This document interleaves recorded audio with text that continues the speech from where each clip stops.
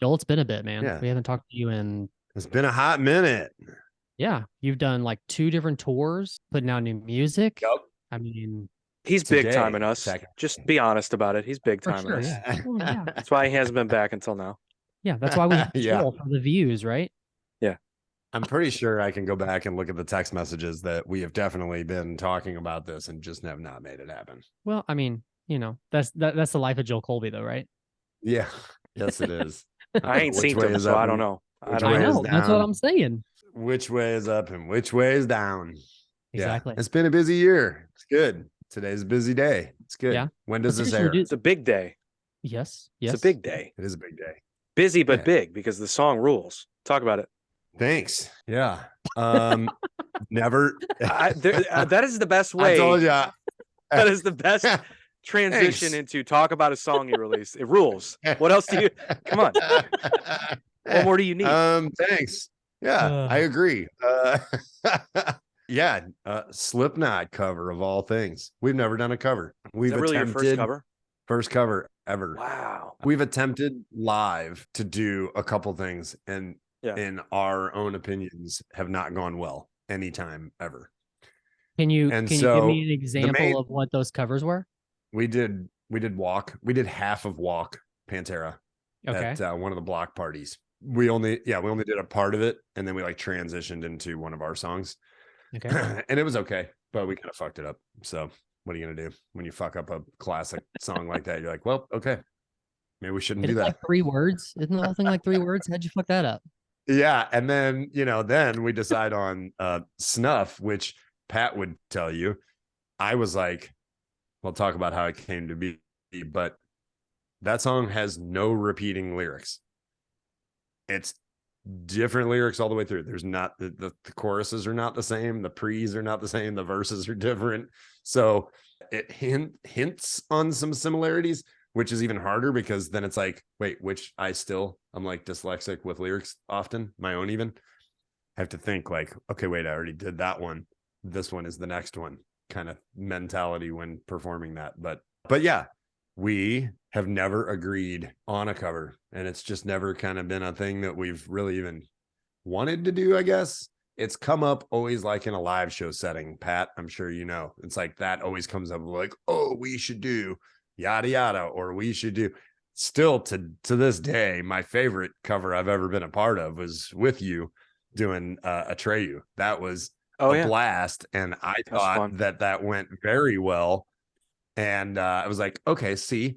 And then that makes us go, see, how hard is it? That went off awesome. Shouldn't we do something like that? But it's never happened. It's never come to be. And the main thing is, if Nick and I agree on something, we can typically get it done. And Nick and I agree on almost everything. Yeah. A cover was not it. We could never, and we listen to the same stuff. We love all the same stuff. You know what I mean? And never, every time I would throw something, I would purposely throw things at him thinking that he'd be like, yeah, that's a badass song. And he wouldn't jump. And he's like, I mean, and I'm like, well, is it a guitar thing? Because like vocally, it would be good for me. No, I'm like, it is. You write music like this. Like, so that's always been the back and forth. And so we did a festival, same time we came home to play Point Fest. At that same time, we were doing the local 636 festival, St. Charles County. And my buddy Ed, local 636, had asked us he wanted to do something different. He wanted to capitalize on the acoustic songs that we had just put out. We just did the Nothing New stripped version and the reimagined that we did of Enemy, both scaled way back. And he was like, I love that. I have a need for like doing something different at the festival. Like I've got a stage and all that, but clearly everybody knows Inimical Drive is not going to be the family friendly fun at 2:00 in the afternoon downtown Main Street. So he's like, could you guys do like a set like that? And I'm like, no, you'd get like those two songs. So if you want No. but I mean it's the truth. And he kind of laughed at me, and I'm like, I mean, but it is, we can do it. We can scale a couple other songs, but not a whole set. So what are you looking for? And he was like, can you fill an hour? I was like, no. What are Whoa. you talking about? I was like, Wow. no, dude, no. So we came up with the idea. He was like, how many songs can you do? And I said, we could do 3 or 4 of our own. And then we could probably, I'll talk to the guys and see if we can come up with something. And so we did. We a couple of ours to, and some of the newer stuff we've been doing is okay to do that. That's not as like our old stuff where it's just impossible.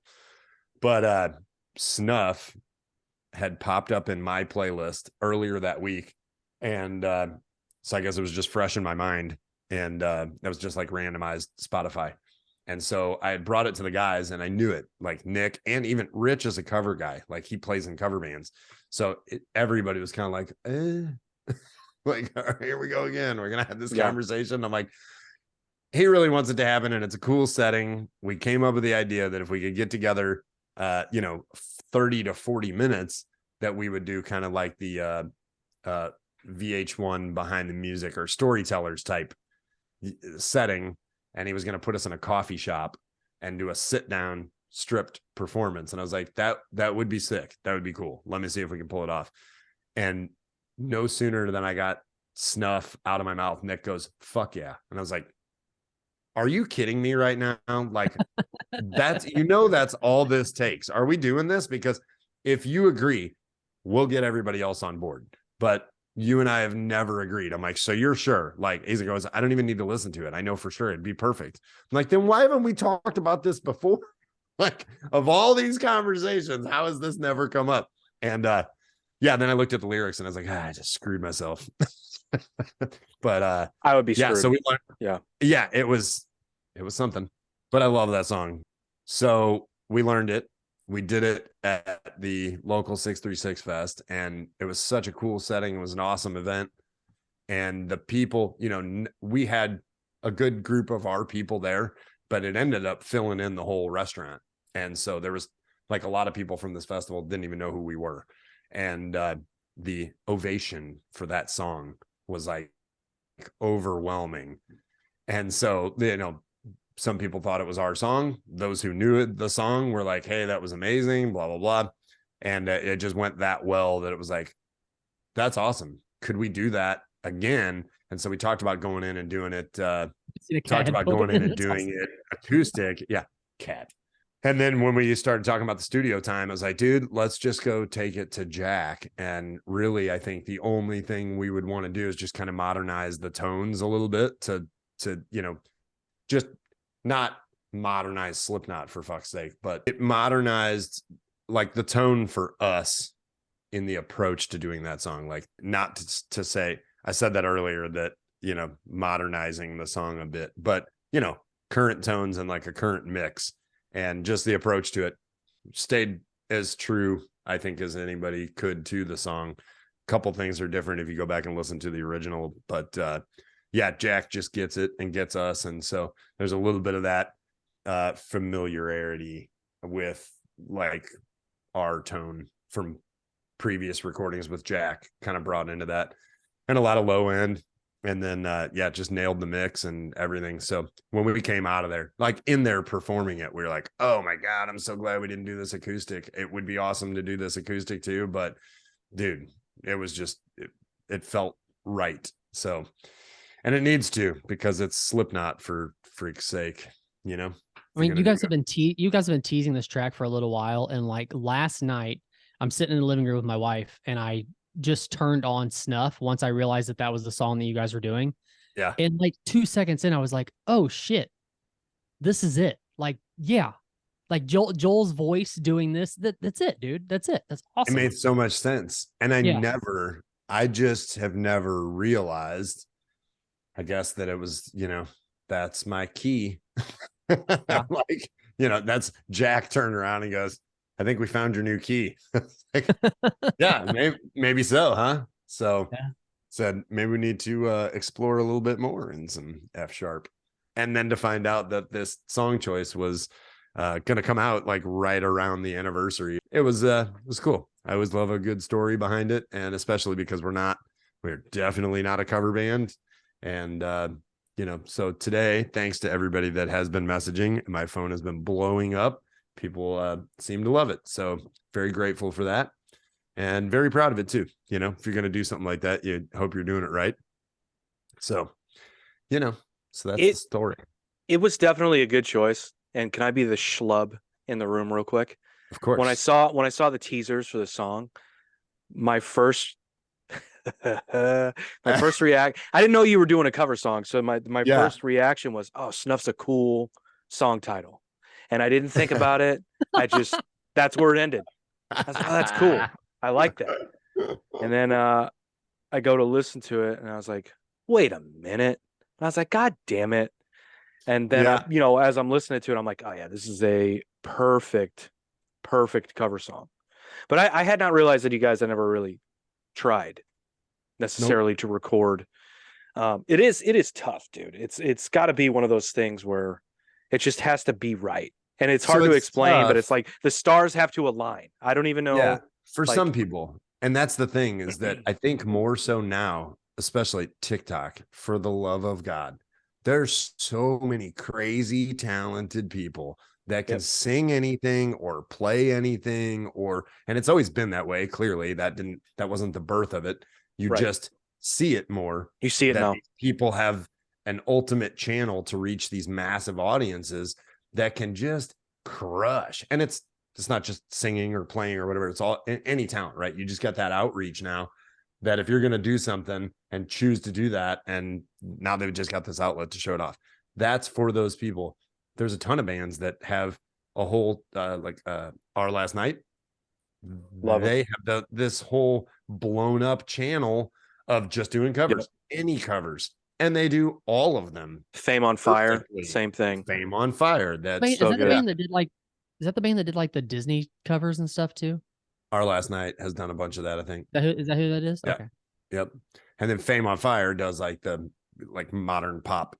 All of them. I mean, like every top 40 that you can think of, right? But Colt, you might be thinking of Punk Rock Factory. Is that who you're thinking of? They did the Frozen song. It blew up. It went super viral. Either way. But yeah, I mean, the people have cornered this. Our Last Night and Fame on Fire are the two that I can think of that are like the biggest. Yeah. And before them, Newfound Glory. If TikTok was around when Newfound Glory was doing covers, biggest band on earth. Biggest band on earth, dude. Did I not know that Newfound Glory did a bunch of covers? What did they cover? CDs, bro. Yeah, cover CDs. Plural, not just one, multiple. Multiples. Yeah, dude. Yeah. Evergreen Terrace is another one. Forget about it. Oh yeah. Dude. Yeah, Evergreen Terrace put out a record called Writer's Block, which is the perfect title for a cover. Perfect. Yeah. Nothing but covers. So genius. And some of the best covers. Yeah. But they're like a hardcore band, so it's kind of an acquired taste. Yeah. Okay. So stupid question because I ask this question all the time, but do they make any money off that record? That's tough to say. If you put out a record of nothing but covers, can you make any money off of that? Oh, probably not. Yeah. I mean, you can, but it's not going to be the same as your own record. Yeah. Okay. Gotcha. Yeah. It just depends. So my point is, it's not difficult for some people. It's not the brain fuck for some people that it is for us. Yeah. But for us, it is. I have a certain register that the song has to be perfect for me. The tone, all of that. Like I said, number one, we're a metal band and we're choosing to do a Slipknot song. For the love of God, you better get it right.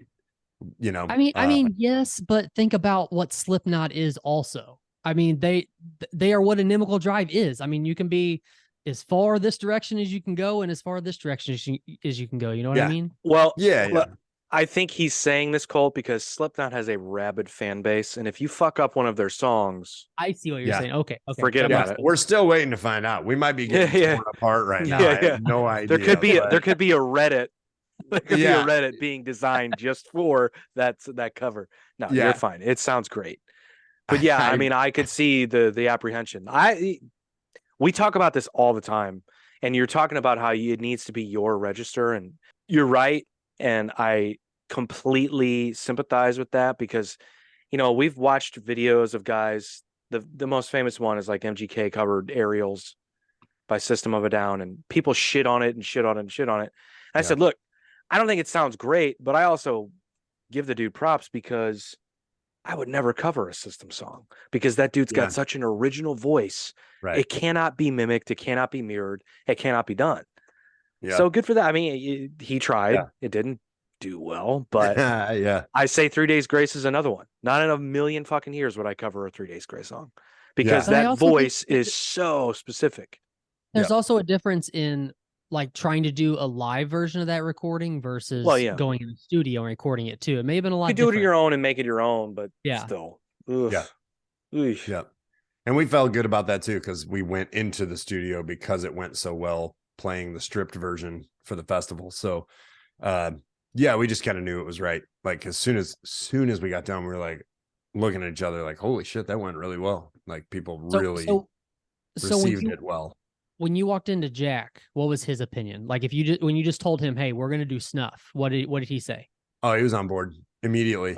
Yeah. Good. He said it right away because he's just a master at what he does. Yeah. Immediately he was like, bro, that's going to be sick for you guys. Like he just knew. He was like, yep, that sounds exactly right. So I had texted him and I was like, gonna do something a little different. He's like, oh yeah. And so I sent it to him and he was like, oh, for sure. So we're going to want to talk about, all of it. We don't do covers. So, how true do you stick to it? And, can you go off a funny thing? Cause I had said, I was like, I almost heard like at the very end, it goes high on the vocal and then it fades into just the guitar and the tones of the track going. And I said, what about like a ghost scream, like fade or whatever? Jack goes, no.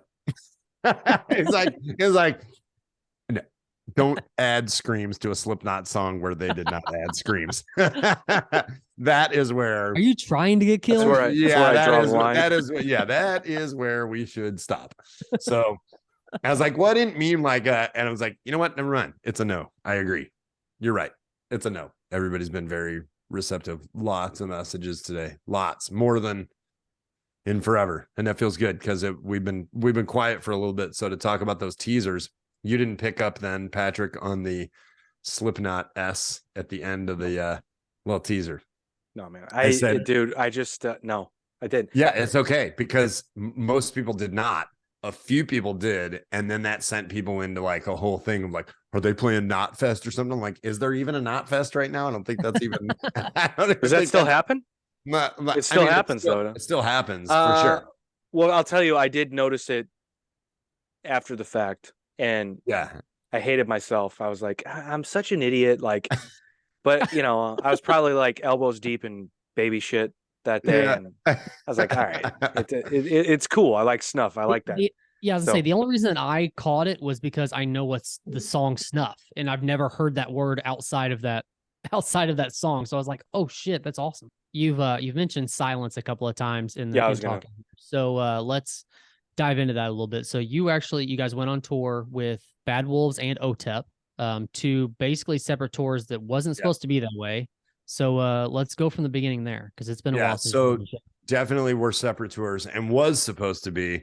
However, it was supposed to run all together. So we found out that we got the offer to do the Otep tour.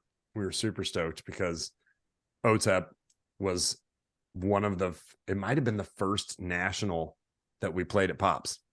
The first time Rich Donald gave us a national opener. And that was Otep off of the record that she was doing the anniversary tour for this. So we played a sold out Pops show. I mean, it was easily 1,000 people. I don't know if it was officially sold out, but packed. So first question, did they remember you from that? No. Didn't get a chance to tell that story either, but don't. That's a terrible idea. I talked about it on stage on tour because I thought it was cool. Fine. Yeah, so we were So was that the album with Blood Pigs and all that shit? Yep. Okay. Yeah. Yep. So it was cool because that was like our first introduction to like, holy shit, we get to play badass shows at this badass venue at Pops and all of this. And Otep was huge at the time. Everybody loved that whole scene. And that was the Ozfest era. Everything new metal was massive and it was impactful to us, man. And Rich barely knew us. We had played, I think, a couple local shows there. And then all of a sudden we're playing this gigantic show in front of all these new metal fans. And we were horrible, I'm sure. But anyways, so that was cool. We found out that we were getting the offer for the Otep tour, and we looked at the routing, and there was a blank space in the middle of the dates on the ad mat. And it was like, what? So she's running for a couple weeks from California, stopping, and then it was just weird, right? Well, we found out that the tour that was a collection of dates that got shoved together to make one long tour. So they had already given the middle section to another band. And so the band, I forget where they're from, but we're the Midwest band, and we did not get the Midwest run of that tour. So we started in St. Louis and drove to California to start the tour with her. Toured for 2 weeks, came back home, and we're supposed to. Okay, so on that tour, we found out that actually right before we left for that tour, we found out that we got the Bad Wolves tour. So we're like freaking out. We're like, oh my God. And I'm like, it doesn't work. We're not going to be able to. And we looked at the dates and the routing, and we're like, actually, it's going to be crazy because it's going to go all over here. And then we go back to California and back home. But the dates worked, and we were like, oh my God, this is amazing. This is going to be sick. And for the record, for anybody listening that doesn't know our story, this is our first national tour ever. So we thought, hell yeah, we kind of get to go out and test the waters. We had just built the bus for this purpose. And so everything's lining up and it looks awesome. Chaotic because of the routing. It was logistically crazy to drive out from St. Louis to California, come back to the Midwest. We would have been home for a couple of days and then gone north, traveled all over with Bad Wolves, come back home, picked up in Texas, went back to California, and came back home. So it was awesome. We're stoked. Everything's exciting. Get ready. So then we leave for the tour. Started on the West Coast, and I forget how far in, but maybe a week into that tour, we found out that the Bad Wolves tour was canceling. Woke up to that news at a fuel rest stop. Woke up, found out that the Bad Wolves tour canceled, and we're like, oh, dude, that's so defeating. It's like you're so deflated. You're like on this high, and then it's like, oh, you got to be kidding me. And it did not look like that tour was going to reschedule. So then we're like, dude, you got to be kidding. All right. Well, in that time, we found out that we had the opportunity to play Point Fest. So it's like, yeah, okay. Does that work? Yeah, it did. So we did the 2 weeks with Otep, came back home, played Point Fest, and then had a little bit of time to regroup, picked up the Otep tour back in Texas, went back to the West Coast, and then back home to find out that the Bad Wolves tour was rescheduling and that we were going to be on the back end of that tour now. So then, yeah, so we came home, I think it was like a week and a half, and then ended up picking up the tour with Bad Wolves. Started it in Michigan, and then ran up all over north and kind of back northwest, and then back home. So 20,000 miles over 7 weeks total, including coming home and getting to play hometown Point Fest. And yeah, I was sick, man. It was wild. It was a roller coaster of emotions. And in that time, won't go too far into it, but in that time, we also thought that we were picking up another show, a massive show that would have been amazing, would have been a milestone for sure. And that didn't happen. So we stayed the night in a city thinking that we were going to possibly reroute and do that. And that didn't happen. So we continued on the tour, sent half of our crew with the Bad Wolves van, which put an extra 2 people in their already packed transportation, and picked them back up and finished that tour and came home. And unfortunately came home to a little bit of loss. One of our members experienced some terrible news the day we were waking up from playing the last show of the Bad Wolves tour. And then I went through some additional loss in my family, and my family has had a rough time this last 2 years. We've been beat up by that. And so, yeah, combination of all of that. We thought we were coming home and doing 2 more weeks. That 2 weeks didn't happen. That was supposed to be in August. Should have had a St. Louis show in August. That fell through. And then we were looking at December for another St. Louis show, which was going to be it was epic and all these things. And that actually there was 3 total shows that we had lined up, plus the 2-week tour, then coming home and experiencing that. So we just kind of completely went off the radar, and we haven't really talked about it. We didn't address anything online. It was just kind of like, and people that we met on the road were messaging us like, what's going on? And thought you guys were coming back. And cause we're talking all this stuff like this is happening and this is going on and whatever else. And going into all this, I said the number one thing is going to be managing everybody's emotions, and do not get caught up in the endorphins of too much of the high, because when a low hits, you're going to come back home. And then all of a sudden it's like, okay. And then, that's with thinking that we had all this other stuff planned and not experiencing the family things that we had going on. And so that kind of just hit us all at once. So the band itself, we all kind of separated. We haven't even been in the same room together since the studio recording Snuff. Reschedule, regroup, didn't really know what was happening with any of it. And then just made the conscious decision that maybe it's time to write a record. So we still got some things that we're planning on. We're trying to pull together, and we will be playing. Everybody's asking when we're playing St. Louis again. We will be playing St. Louis soon, but we've got some opportunities to do some writing that we want to take advantage of.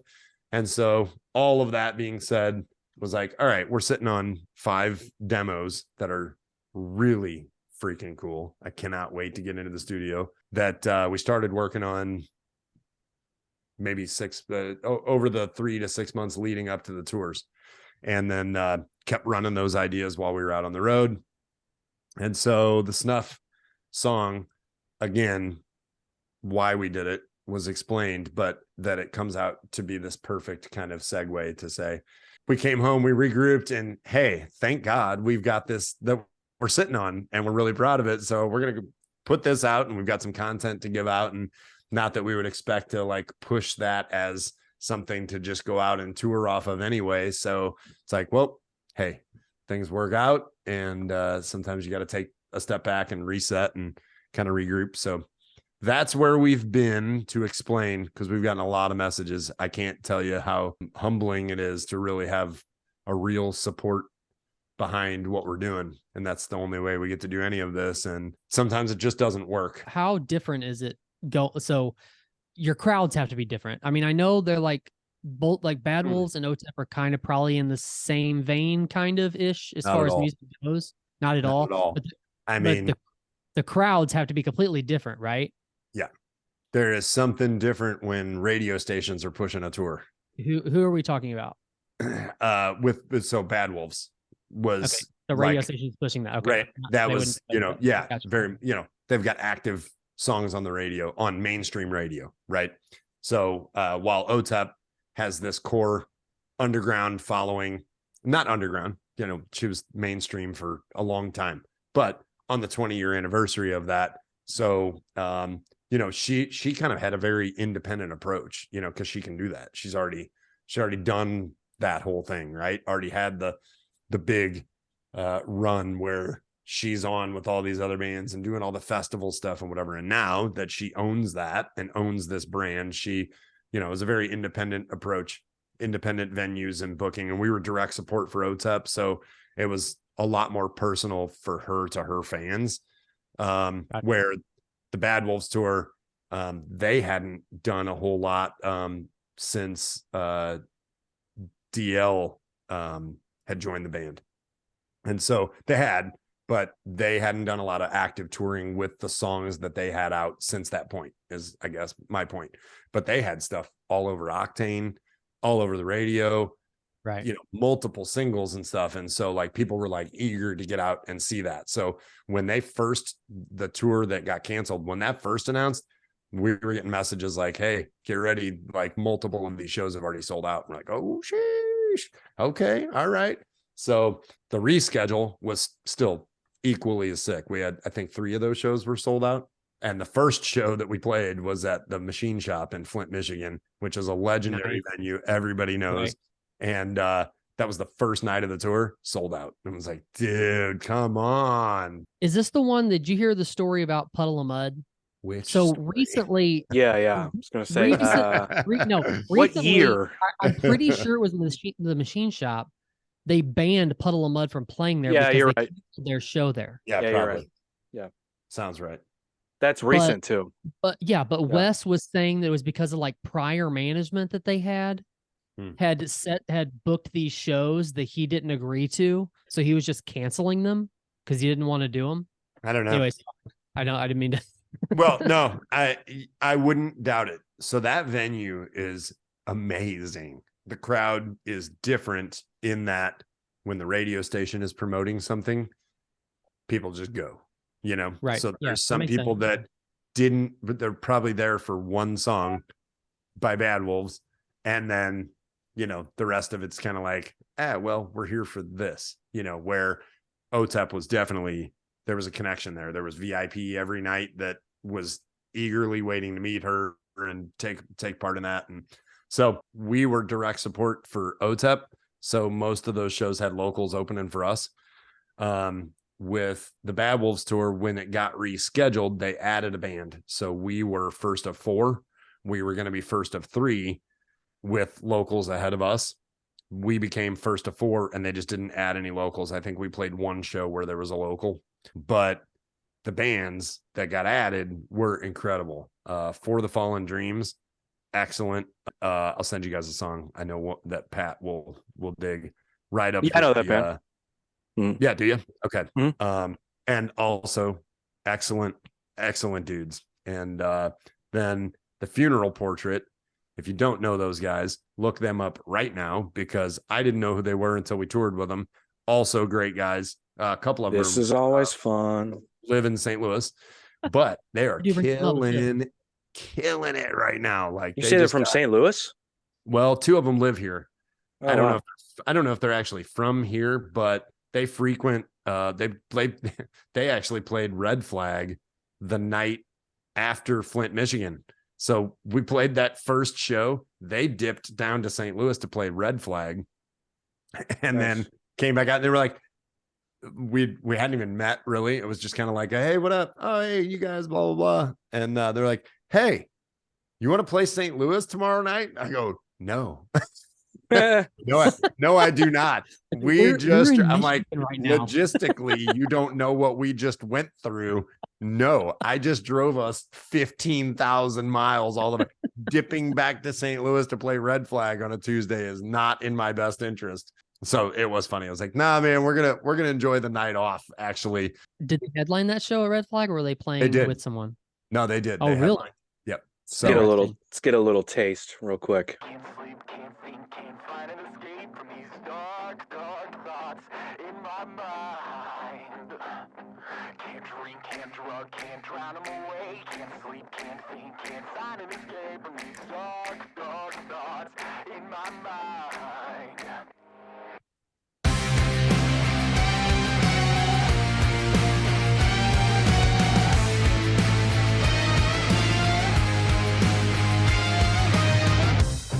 These are heavy on this mind. There's a weight behind these eyes. What if I can't stop the rising tide? Was not expecting that voice. Dig it. Yeah, right. His voice reminds me of somebody. I can't think who it is though. They have Mike Hem. Yeah, I was gonna say they have a very Mike Hem Do you feel. see me down below? A sinking soul, wondering how much deeper I can go. Kind of. Can't drink, can't drug, can't drown them away. Can't sleep, can't think, can't find an escape from these dark thoughts in my mind. Oh, oh, my head is a prison. No one ever visits. It's just you and me till the end, waiting on my sentence. If I find an exit, will you still follow me?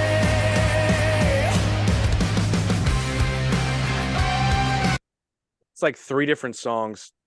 I was Yeah. thinking Into the one. same thing. Yeah, for sure.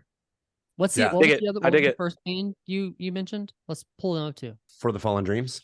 Yes, for the Yeah. Fallen Dreams. Patrick, Yeah. you said you knew them. I do not know who they are. Yeah.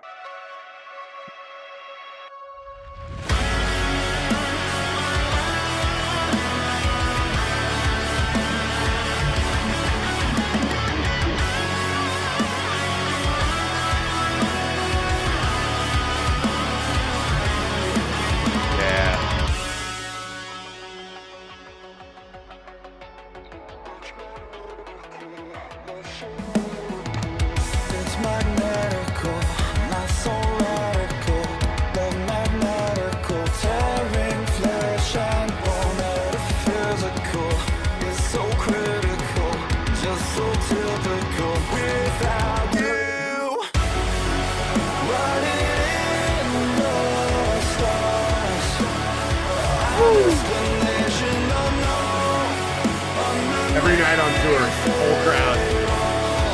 Yeah.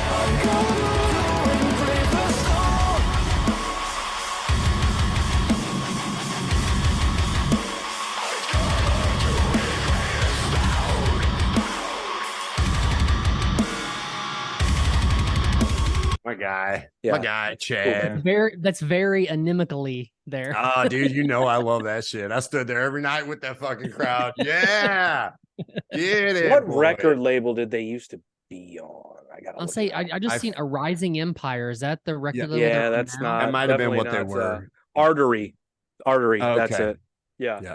I knew they were on because Artery had for a while there for like a solid 2-3 years. Artery was putting out some good shit. Yeah, that's newer for them, but their old stuff is straight up some just great metalcore. It's good, man. They're a great band and flawless. Very cool.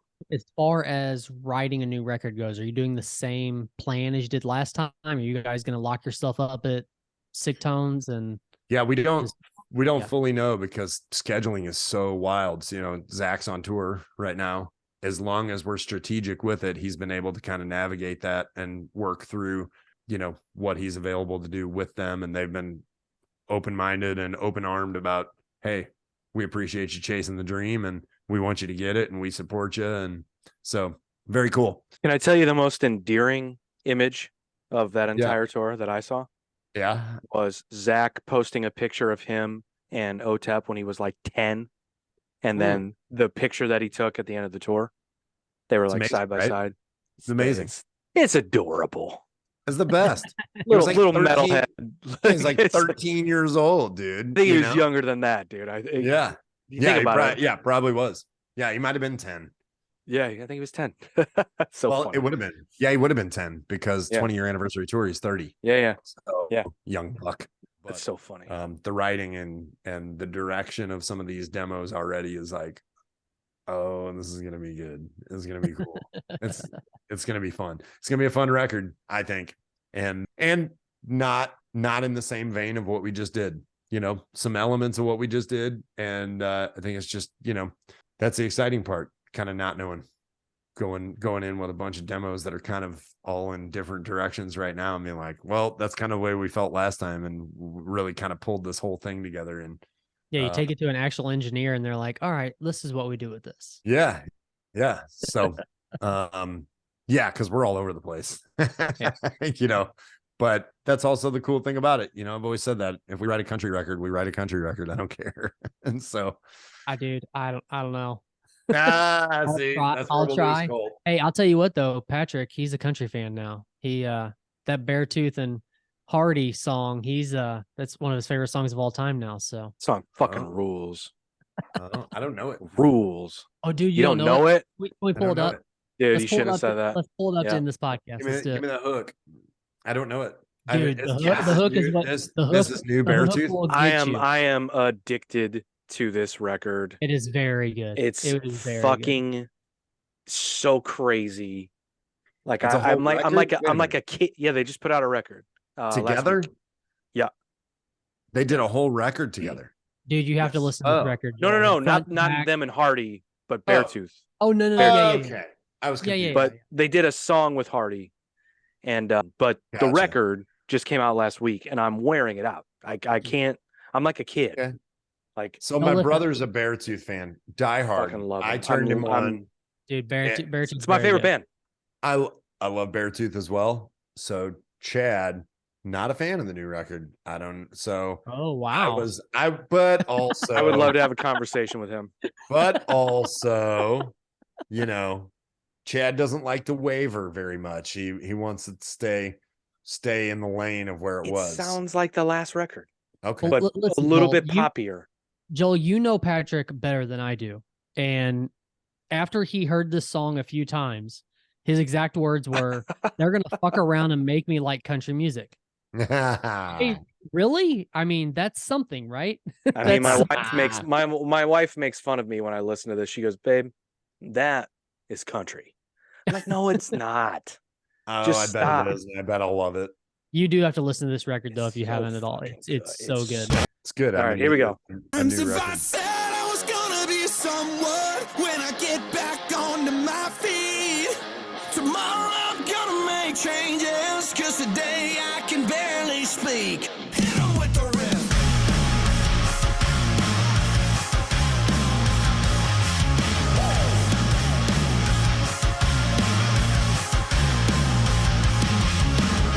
I've been burned by it, concerned about it. I can't steady my hand. The side effects of it have been so crushing. This wasn't part of my plan. I don't wanna suffer. I tried to lie and I tried to recover, but I'm back in the gutter, thinking all the same things. How many times have I said I was gonna be someone when I get back onto my feet? Tomorrow I'm gonna make changes, cause today I can barely speak. I know how to pull myself out, and it's gonna hurt like hell to set myself free. Just say it out loud. Today's the day I stop fucking around and be the better man. Come on, bro. Yeah. Yeah. Come on, dude. Yeah. It sounds like the last record ish. There's a little Ish. different. Ish. Yeah. Ish. It's there. It's there. Yeah. This whole rock and country collab thing now is rock bands are touring with country music artists. Yeah, well, Hardy's done songs with A Day to Remember and a couple other bands, so this isn't definitely not a new thing. But yeah, or you can just be one person like Jelly Roll and do it all. Slow down. Don't, I got man. You know this kid Swaco? Yeah. You know Swaco? Yeah. You know the song Ride It Hard? This is a country pop rock collab. This hook, dude, this song bangs. Don't do this to me, because you know what? I'm gonna hate we talked shit about Morgan Wallen, and then we played that goddamn song, and it was stuck in my head for 2 fucking weeks. Oh, I'm like, I hate myself. So I'm about to fucking So Patrick's gonna hate this, but he's gonna love it, and that's gonna make him hate it more. Yeah, you're gonna love it. Oh, she's gonna ride it hard. Fuck you, dude. She got the keys to her daddy's car. S6 Chevelle riding through the dark. Broke my neck when she walked in the bar. But wait for the hook and the second verse when Swaco comes in. Oh, she's gonna ride it hard. Come on. Oh, she's gonna ride it hard. All my friends say she bad for me. Maybe they should tell it to the Tennessee. Body on time when she hit the scene. So ridiculous. Tonight, from New York City to OKC, something that fine I ain't ever seen. A girl like her might sound like make-believe, but I've seen stranger things. I've seen stranger This Swaco kid is awesome. So Swaco has a different song that I know, and I'm gonna find it for you. But yeah, let me let it go into this verse. His verse is sick. He's great. driving through the city where she handling business. Head on the stick, but this ain't no stick shit. She know what she doing when she pushing the pistons. Got it from her mama, it's a family tradition. Oh, she gon' ride it hard. Oh, she gon' ride it hard. All my friends say she You get it. Good God. But yeah, so he does he's like pop punk that is now like, he's doing everything from pop to rap to, Paralyzed is probably the song, right? Is it? Probably. I think that's the one that like set him off. He's a trip. Yep. This is the one. Good song.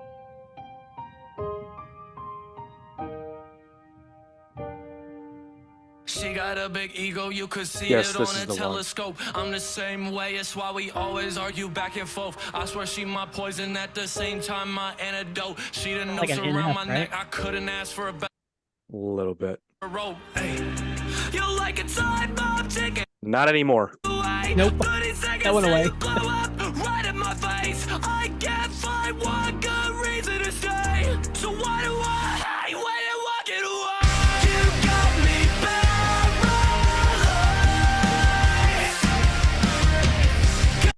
Yeah, so we had this conversation, Finn McKenty, maybe it wasn't even him. Somebody was talking about, rock and roll being dead or people keeping rock and roll alive. And they brought up all of these like younger kids like this who are, we talked about this a couple episodes ago. I brought up Olivia Rodrigo. Colt hates her. I love her. But, and it's so awesome for someone else to be the hater on the show besides me. But we talked about like a lot of these younger kids keeping this shit alive. Like it's rock and roll. Say what you want. It's fucking rock and roll. Like I don't care what bow is put on it. At the end of the day, it's rock and roll. What's the dude that did the song with Papa Roach? Jairus Johnson. Yeah, Johnson. He's another one. Yeah. Like this reminds me of Swaco Jairus did Johnson. One with them too. That's how I learned about it. Is it Swerve? Is that the song they did with it? Yeah. So yeah, like even in country fans bash a lot of the new country because it's not country, it's rap. It's rap and rock, and it's rap or rock, but a lot of it is trap music with a country hook. Yep. That's it. And so you can be mad at it, or you can sell out 2 stadium nights in a row for country fans and support your industry. And I get it. I could care less about country songs that are trap beats. But it is keeping that alive. So people get mad because it's like, well, that's not really keeping country music. But it is until country music comes back around. Everything goes through its cycles. Everything comes back around. And that is barely a rock song as it was a country song, just an aggressive like rock country song. He made it modern and cool. If it was just the other guy, I don't even know the other guy's name. We just watched it. But if it was just the other guy doing that, just more country or whatever. But when Swaco's verse comes in or whatever, he makes it that edgy, young approach that, so yeah, I don't know. I don't care because I'm a fan of a lot of music and a lot of music that people are not on board with a lot of times. Yeah, but I'd like to see what country music actually is in like 20 years. Like, the reason I say be the same that it is now. I say that because like a lot of the people you're talking about that hate what's going on now are like Waylon Jennings fans and like, 60s, 70s, 80s country music fans that absolutely hate it. And I'm those same people hated when Garth Brooks came out.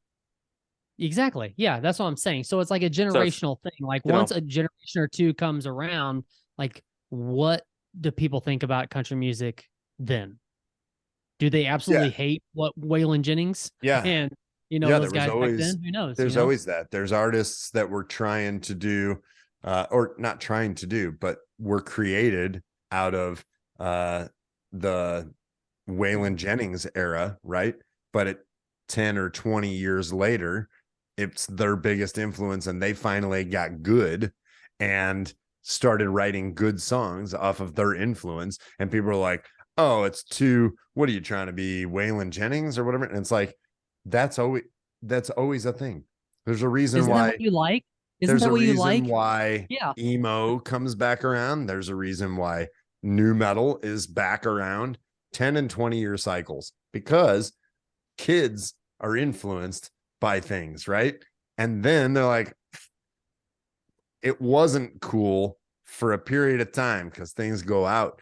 But then all of a sudden you're like, that shit bangs. That's what I grew up on. The resurgence of a lot of this stuff got me going back and listening to old Korn again. And really, actually, I got away. I came up with the original Korn, the first Korn, Mississippi Nights, Korn. Okay. First record.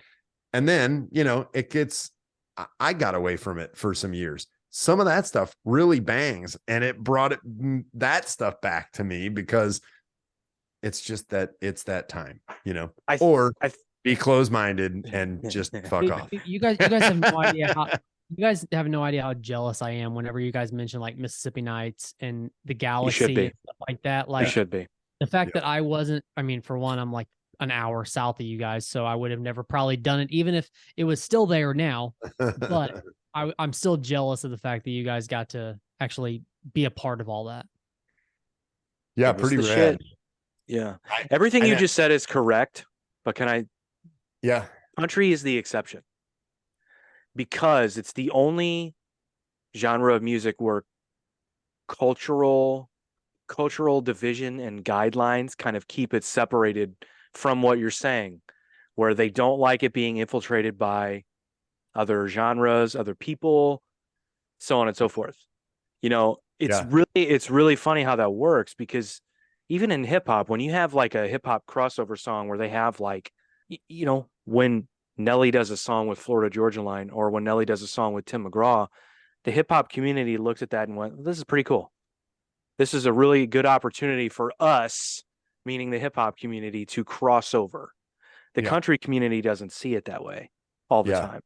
Right. Unfortunately, it sucks. Yeah. And it's a terrible reality, but Patrick. Yeah. I have a bad feeling after you just said that.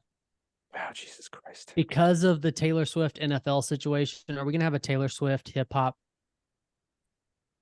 collab soon? I mean, hasn't that already happened? I don't know anything about her music, but I don't either. That's what I'm saying. I have a bad feeling though after you said. Let's get real here for a second. Why have we not gone to see the Taylor Swift movie yet? Both of your faces.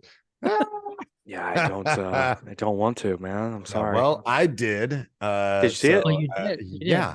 And I don't even know. To be honest with you, I don't even know what it is. It's a tour movie. Yeah, it's just a tour movie. You know, yeah, it's the DVD, but it's in the okay. theater, and they're going to charge you $25 to see it, no discounts, and go ahead and upgrade your cup for another $7, so it's a $20 Taylor Swift soda. But I mean, listen, her tour made over $1 billion. I mean, there's something there. People were going to the stadiums to sit outside just to hope that they heard her voice at any point. It's genius. And because of that, now it's in the movie theaters and people get to dress up. The theater goes dark after the previews and then comes back up and says, welcome to the Eras Tour. This is the theater talking, not part of her movie. Okay. Welcome to the Eras Tour presented by Marcus Theaters or whatever. We want to encourage you that this is not a normal movie. We want you to jump up and down. We want you to sing. We want you to pull your phones out, take selfies with your friends, wear the bracelets, do the parts for the tour. I guess there's parts throughout I'm a Swiftie. I don't know the parts in the songs where I'm supposed to do the claps and the singing and all that. Okay, so here. Okay. Let me say that again for Pat. Before you continue, number one, great marketing. Number two, annoying as shit for anyone who actually not the first time it's happened in the theater. Yeah. Hang on. Okay. Not the first artist to do it. Who is it? Who is it? Who's the first? I saw Korn play at a movie theater. So I don't know. Back to what Joel was talking about. Yeah, I did. I saw Korn play a show in a movie theater. Whoa. I don't know this. What's happening? What's going on? Yeah, it's happened, guys. Taylor's not the first to do it. No, definitely not. I mean, also, I'm just being a hater. Also, Rocky Horror Picture Show, sure, bringing something different to a theater where it's like participation and all that. But my point was this: it's genius to capitalize on what that is, because people they used to buy the DVDs and take the DVDs home and all that. What a genius way. She's revitalizing, like, going to a show in a theater. It's a great idea. Off of, and the show's awesome. I love it. I would do. I mean, it's like I said, it's not the first time it's happened, but it's a good idea. It was a good idea, and it still is a good idea. You just have to be able to capitalize on the momentum. Beyonce's doing it too, and apparently, like, there's another one exactly. Like, Ed Sheeran could do it if he wanted to. Like, there are so many artists that could. Everybody should do it. Do it. But I want to do it. I want to do it. Yeah. Beyonce's is supposed to be like more documentary style, so you get to see a little bit more of the behind the scenes. The Taylor one is straight up, you're watching the tour. I think they shaved like 30 minutes off of the tour by cutting the wardrobe time, you know, where you would be standing there and the lights are off and you're wondering, like, she disappeared for a minute. Clearly she's coming out and they're changing the set. But in the movie, it like, you know, lights up like the album cover of what you're getting ready to see. And it, you know, it goes dark. She's in one outfit and all of a sudden it lights back up and she's in a new outfit. So they shave like 30 minutes off, but it's 3 hours. 3 hours, nothing but Taylor Swift. And, you know, but also like one of the most well put together productions you could ever, you know. Of course. Anyways, so when do you guys want to go see it? I'm good. You keep being a Swiftie, and I thought that's I'll where I love was you leading for this it. to. We're all going no, together. you were not. No, we weren't I on made board. bracelets, guys. Yeah. I'll wear it. Just This won't whole go. podcast was really about the last 5 minutes where we talked about Joel being a Swiftie. I definitely talked. I got a guy stuck into going last night. Crystal is talking about something, and I said, "Oh yeah, I saw the Taylor Swift movie." She goes, "No, you didn't." She goes, "He would never do that." And I go, "Yes, he would." And he's looking at me like, "I'll kill you." And I was like, "I can't believe." And she was like, "See, Joel would do it." And I was like, "Also, I'm kind of like DTF, like whatever Stephanie says." I'm like, "Yeah, I'll do that." However, this was not just about Stephanie. She said it, and I was like, "Oh yeah, I want to see that." So we did, and I convinced Crystal that she should just get in a better relationship if he's not going to go see Taylor Swift. So by the end of this, she bought 2 tickets, and he's looking at me like, "I'm going to kill you," because now Sunday they're going to. In other words, if you're friends with Joel and you're anywhere near him and this conversation comes up, walk away run, as fast as run. possible. I don't have to worry about it because my wife hates her more than I do. Oh, dude, So you're I don't just so I don't have lucky. to go see her. So Haters. I don't hate her. It's just not for me. I get it. That's the see. safe thing to say in all these situations. I will see the Beyonce one for the production and all that. I just don't know as much about Beyonce. I am not what do they call Beyonce? Beyonceers. I don't know. What's going to be really cool is when Beyonceers. when Bee Taylor bunnies, Swift I don't has know. a whole. What's going to be really cool is when Taylor Swift has a whole new record based off of when Travis Kelce dumps her. Also fine with that. I write songs about all kinds of people. You know, it happens. Yeah. Life creates lyrics, Colt right? monetized, Colt. I'm going to say it again. He is cashing in. Yeah. Cashing in. That's all he's doing. We're just wishing. Totally right? fine. That we had the option to cash in. Yep. Yeah. I mean, you know. If you are around that person, that being Taylor Swift, you have a chance to commoditize that relationship. That's what he's doing. Yeah. Can't blame him. Can't hate on him for it. It is what it is. I mean, his jersey sales are only. If he really likes her, God bless him. If she really likes him, God bless her. His mom doesn't seem to like her that much. We won't get into that again. Yeah, that's funny. I saw that. That's so weird. That's That's like, so weird. Dude. That's so Mama, come on. Hey, Mom, come on. Do better. Come on, Mom. Mom, do better. There's a paycheck with this. Come on, Mom. You were on TV. What are you doing? Yeah. Act like that in front of Uncle Joe, not on live television. Jesus. That's hilarious. I love it. I mean, everybody needs to go to listen to Snuff by Inimical Drive. Yep. Great track, great cover. And the rest of Glad their you songs. did it. Straight for you.